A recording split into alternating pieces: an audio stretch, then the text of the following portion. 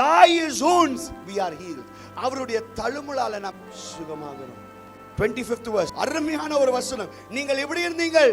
scattered sheep. அப்படிதான் நம்ம வாழ்க்கை இருந்துச்சு. ஆனால் ஆண்டவர் நம்மள என்ன பண்ணாரு?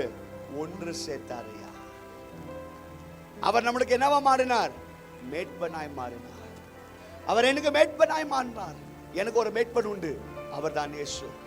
அந்த மேட்பன் என்னை ஒரு நாளும் கைவிட மாட்டார்.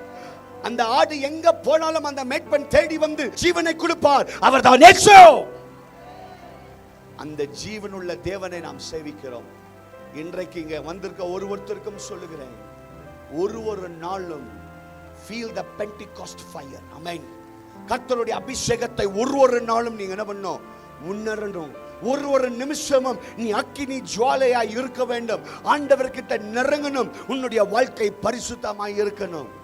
இயேசு கிறிஸ்து உயிர்த்தெழுந்தோனே அவர் கொடுத்த கமிஷன் உங்களுக்கு தெரியுமா? கட்டளை என்ன தெரியுங்களா? அவர் உயிர்த்தெழுந்தோனே ஃபர்ஸ்ட் என்ன தெரியுங்களா சொன்னாரு? மத்தேயு 28ல என்ன சொன்னாரு? போய் உலகமெங்கும் சுவிசேஷத்தை அறிவித்து சீஷர்களாய். எவ்வளவு பேருக்கு போய் சுவிசேஷத்தை சொல்றோம்? நானும் என் வீட்டாரும் மாத்திரம் ஆசீர்வாதமா இருந்தா இல்ல. இன்னைக்கு வந்திருக்க ஒருவருத்தருக்கும் சொல்லுகிறேன், ஆத்தும ஆதாயம் செய்கிற பாத்திரங்களாய் மாறுங்க. அருமையான தேவ ஜனமே, ஜெப வாழ்க்கையை பெறுங்க. ஜெபம் ஜெயத்தை கொடுக்கும்.